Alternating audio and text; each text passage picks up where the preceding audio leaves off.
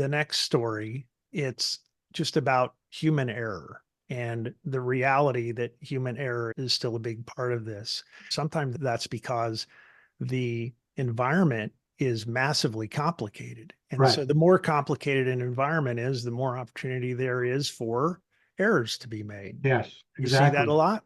Yeah, exactly. All the standard practices, multi-factor authentication. Well, if it's not used, hello, change Yeah. healthcare, right? You think about 5,000 people in an IDN, an integrated delivery network, 10,000 people.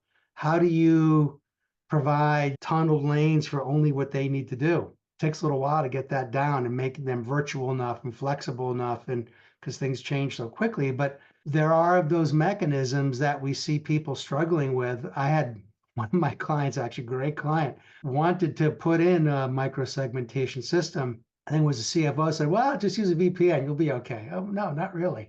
Right. It's a little different problem, a little different scope of the issue. Yeah. And when you hear those kinds of responses, it gets back to what we've been talking about. You realize that there's an executive in that organization who's saying, what is sort of the minimum amount we can do Mm. to be positioned to say we are being regulatorily compliant Mm. versus what should we really be doing to be safe? Because what's the cost of a VPN for 1,000 people versus a micro-segmented network? Let's call it 3 times the cost. What's the cost of a bad cyber attack and patient safety? 10 times the cost. So Right. that's where I think calculating and showing those dynamics. We work with other partners who can help us find things inside of a network.